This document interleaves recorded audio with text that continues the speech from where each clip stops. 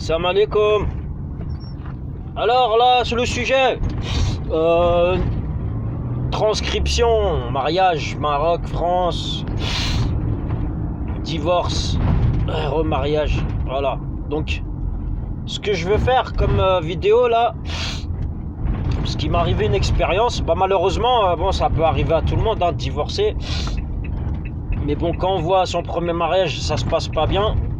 Et après, on divorce et on veut se remarier. Après, on commence à se poser des questions, à faire attention. On devient même presque parano sur certaines choses. Donc, moi, ce que je veux dire là, c'est qu'il faut faire attention avec qui vous vous mariez. Même de la famille, hein. Je vous préviens. Pourquoi ? Moi, je vais donner un exemple. Je me suis marié avec une fille de Chefchaouen, d'accord ?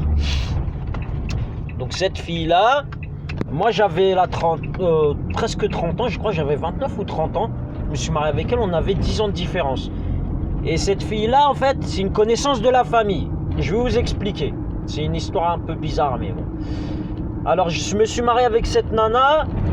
Elle était encore étudiante. Donc, avant de se marier, moi, je la connaissais pas. Elle me connaissait pas. Donc, c'est un petit peu un mariage arrangé. Elle avait le voile et tout. Moi, je me suis dit, c'est bon. Elle est dans la religion. Comme moi, je veux devenir un peu plus sérieux, je voulais revenir dans la religion, bref. La nana, ce qu'elle a fait, elle m'a demandé, est-ce qu'elle peut continuer ses études ? Je lui ai dit oui. Elle voulait passer son permis, je lui ai dit oui, je lui ai dit que j'allais l'aider. D'ailleurs, j'ai commencé à lui envoyer de l'argent, après j'ai arrêté, je vais vous dire pourquoi. Et je suis allé en voyage avec elle, après l'acte, ça veut dire l'acte de mariage.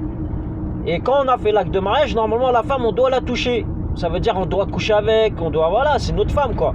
Donc moi ce que j'ai fait, donc j'ai demandé à partir en voyage avec elle. Et ses parents ce qu'ils m'ont dit c'est bizarre. Ils m'ont dit tu ne la touches pas jusqu'à faire la fête du mariage. D'accord ? On est d'accord jusqu'à là. Donc moi ça m'a paru bizarre, je dormais à côté d'elle, je la touchais. Quand même moi j'ai essayé, hein, parce que voilà, je vais pas vous mentir, j'ai essayé, c'est ma femme donc... C'était ma femme. Donc j'ai essayé, elle m'a repoussé. Donc après, je vais vous dire, psychologiquement, c'est difficile quand même, hein, d'être à côté d'une femme, et surtout votre femme, et de ne rien faire. D'accord ? Alors, après on est revenu... donc après on a voyagé et tout. Bon, je lui ai fait profiter comme ma femme. Hein. On a mis des cadeaux pour sa famille. Donc d'ailleurs, sans compter, hein, faut pas dire que voilà, je me suis pas comporté comme son mari ou quoi. Donc le mariage s'est passé, on va dire l'acte de mariage s'est passé normalement, avec une dot, avec des bijoux, avec des robes de mariée, tout ça, des belles robes hein, marocaines. Donc après bon, entre parenthèses, je suis revenu de vacances avec elle et je l'avais toujours pas touchée. On est revenu à Mdir, c'est dans le nord du Maroc.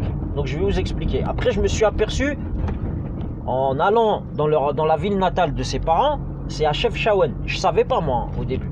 Et Chefchaouen c'est là-bas où ils font le hashish. D'accord ? Et je comprenais pas leur comportement, pourquoi ils étaient comme ça et tout. Et une fois on était allé à Chefchaouen et je les ai invités dans un restaurant qu'il y a sur la route. Dans Chefchaouen, à l'entrée de Chefchaouen. Et on discutait comme ça, et la mère de la femme, elle est pas méchante, mais elle m'a dit une histoire bizarre. Elle m'a dit, si tu divorces... Une fois, il y a un homme qui a divorcé de sa femme, et il a reçu un coup de couteau. Donc là, quand elle m'a dit ça, j'étais un peu... quand même, on vient de se marier, ils m'amènent dans leur ville natale et tout, on me sort ça. Ils commencent à rigoler et tout. Et moi, je rigolais, mais c'était bizarre. Bon. Après, bon, tout s'est passé. Après, je devais revenir en France. La nana, elle voulait même pas m'accompagner à l'aéroport. Ils avaient une voiture et tout, ils voulaient pas m'accompagner, donc je me suis démerdé. En plus de ça, ils m'ont pris la tête, les papiers, quand est-ce que tu vas les faire, ceci, cela. C'est tout. Voilà, la nana, je la touche pas, ils demandent les papiers, ils ont tout pris, la dot, les bijoux et tout, mais bon, dans le Coran, moi après j'ai lu, je savais pas ça. Dans le Coran, même si t'as pas touché la femme, elle a le droit de garder la dot et tout, parce que voilà, Dieu dit que voilà, il faut respecter la femme. Ok, il n'y a pas de problème. Mais si la femme veut profiter de quelque chose, ou veut avoir un certain pouvoir ou quoi, elle n'a pas le droit. Parce que là, ça devient... C'est une manipulation, en fait, si vous voulez. D'accord ? Là, on est d'accord. Donc, la nana, elle a fait quoi ? Moi, quand elle m'a fait ça, Et elle commence à me faire des chantages au téléphone. Moi, j'étais en France. Elle a profité pendant que moi, j'avais un problème au travail pour demander le divorce. Parce que maintenant, au Maroc, les femmes peuvent demander le divorce seules. Elle a profité, donc j'ai pas pu venir au jugement de divorce. J'ai pas reçu le jugement de divorce. Et en fait, on m'a mis tout sur le dos. Donc elle a dit que j'étais agressive avec elle. Elle a dit que je lui donnais rien. Donc elle voulait de l'argent. Elle a dit que je la laissais pas faire ses études. En fait, en gros, elle m'a mis tout sur le dos. Elle a dit que j'étais quelqu'un de mauvais et tout ça. Voilà. Elle a fait signer, ils ont fait signer ça au juge et ils ont mis l'adresse de chez ma grand-mère alors qu'elle a vu une seule fois ma grand-mère. Soit disant qu'on habite chez ma grand-mère au lieu de mettre son adresse parce qu'on a mis l'adresse de ses parents quand on s'est marié. Et elle a mis dans l'acte de divorce l'adresse de ma grand-mère. Donc je me posais des questions, je me dis pourquoi elle a fait ça. Donc, en fait ça c'est pour laisser des traces, vous voyez. C'est pour laisser des traces et pour avoir un point d'accroche sur vous et votre famille. Donc moi quand j'ai vu que c'était Chef Shawen et tout, ils m'ont commencé à me rêver des poisses et tout.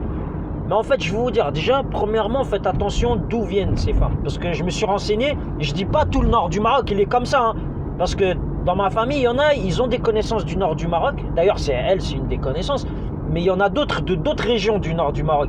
Et ils m'ont dit que dans cette ville-là et dans cette région-là, en fait, ils se marient avec les hommes et ils s'en foutent de leur homme. Ça veut dire ils prennent l'argent, ils donnent tout à leurs parents. Et voilà, l'homme, en fait, c'est comme un esclave, si vous voulez. Ils s'en foutent un petit peu. Si c'est un homme extérieur de leur région, de leur ville, ils le prennent pour un esclave. Voilà. Donc, elle a demandé le divorce et tout. Bon, bref, la suite de l'histoire. Je me suis marié avec, en fait, une personne proche de la famille. Chez nous, c'est comme ça. Donc, je me suis marié avec elle. Et elle, dans l'acte de mariage, en fait, elle habite chez ma grand-mère. Vous voyez ce que je veux dire? Et là, en fait, dans les disputes et tout, elle m'a dit « Ouais, ton ex-femme a raison, ceci, cela. Toi, t'es pas normal, t'es ceci, t'es cela. » D'accord. Donc, elle joue dans le jeu des mafieux. Donc, voilà. Faut pas dire tous ceux de Chef Shawen, ils sont comme ça, mais moi, déjà une femme, elle vous fait chantage. Elle vous met tout sur le dos, elle attend de l'argent. Et elle fait un acte de divorce qui ne tient pas la route parce que il est caduque, vu que c'est l'adresse, c'est pas son adresse.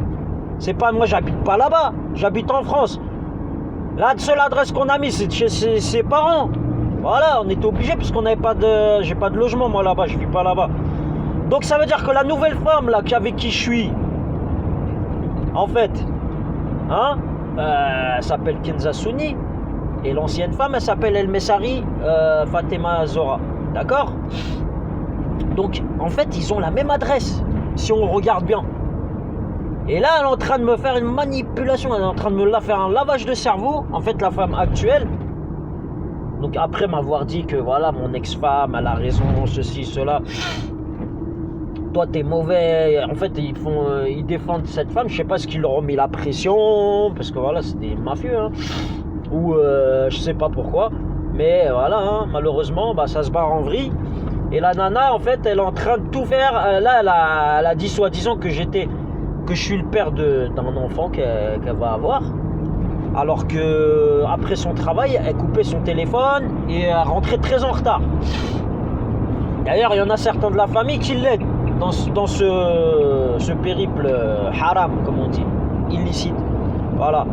Donc moi, je mets en garde le gouvernement, pas le gouvernement, mais les autorités marocaines pour qu'ils fassent très attention. Parce qu'on ne sait pas qui aiguille cette femme, ma femme actuelle, et ces gens-là, d'accord?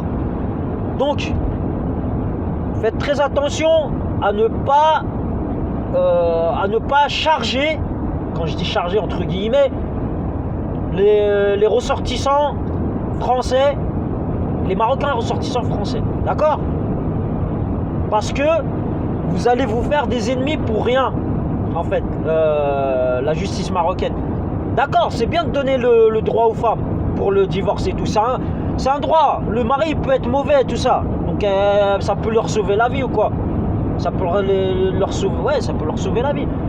Mais le fait que des nanas manipulent pour avoir un certain pouvoir, je sais pas pourquoi, je sais pas pour quelles raisons, des raisons bizarres, la femme elle change, elle commence à sortir des excuses Et après, on sait même pas comment elles font. Une fois qu'elles vous ont manipulé et tout, elles vous déséquilibrent dans le couple. Elles s'en foutent de votre gueule. Et après, elles attendent juste une petite erreur ou quoi. Elles vous appellent au moment où, voilà, où vous êtes sorti pour prendre l'air, parce que voilà, vous vous sentez pas bien ou quoi.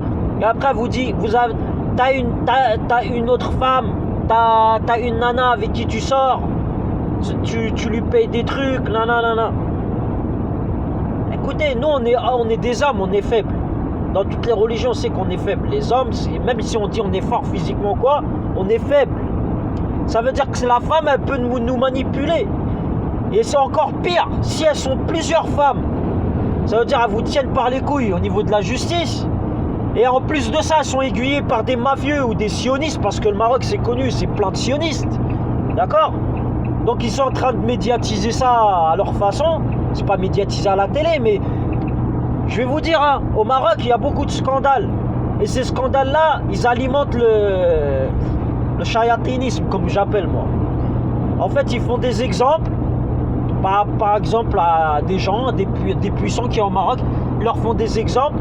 Ils font attention, nous, on pourrait vous faire la même chose qu'on est en train de faire à lui. Voilà. Donc moi, je m'en fous. Je suis marié au Maroc et je suis pas marié en France. La transcription n'a pas été faite en France. D'ailleurs, moi, une femme, je vous donne un conseil. Quand vous vous êtes marié, faites comme moi. Moi, j'ai pas fait exprès. J'ai pas fait ma transcription directe de là-bas et ça m'a permis de voir comment se comporte la femme. D'accord ? Une femme, surtout chez nous, les musulmans, elle se doit d'écouter son mari. Moi, ma femme, elle ne m'écoute pas moi. Elle écoute une autre personne. Et d'ailleurs, quand j'ai une dispute avec elle ou j'ai une discussion sérieuse avec elle au téléphone, elle a toujours un coup de fil extérieur qui coupe notre conversation. Et elle me dit pas, elle respecte pas. Ça veut dire, elle dit pas, voilà, moi j'ai un appel, elle m'envoie un texto, elle me dit, voilà, je suis avec qui. Non, jusqu'à elle finit la conversation et après elle me sort des messages, un screen shoot de merde. Hein, à justifier du genre je vais croire les choses. Donc faites très attention à la transcription, c'est le point clé. De toute façon, la transcription, il y a plusieurs étapes, d'accord ? Et si vous, de votre côté, vous ne validez pas cette étape, normalement ils n'ont rien à faire. Même s'il y a le droit de la femme, ils vont dire ouais, elle a un gosse et tout. Non. Déjà, il faut voir la femme, il faut faire une enquête, voir avec qui elle côtoie, qui sont ses connaissances. D'accord ? Quel est leur vrai boulot ? Pourquoi ils ont que ça à foutre de foutre la merde, hein, dans un lien de mariage ? Et comment ça se fait qu'il y a beaucoup de parasites au niveau des communications ? Trop de parasites. Et juste avec la femme, hein.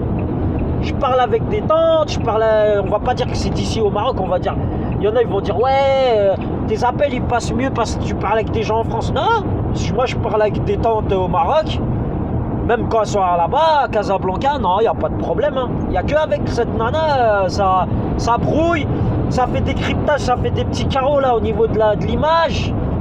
Une fois, j'ai vu que j'appelais avec mon compte, et on dirait que j'étais déjà en appel, comme si mon compte il était déjà en appel avec elle. Donc écoutez-moi bien, je vais vous dire une chose. Moi, les autorités, même françaises là, parce que je vois les autorités entre eux, ils se font la guerre. Et nous, on est des bouquets, tu sais, on est des outils en fait. Je vais vous mettre en garde et je vais vous demander de faire très attention maintenant.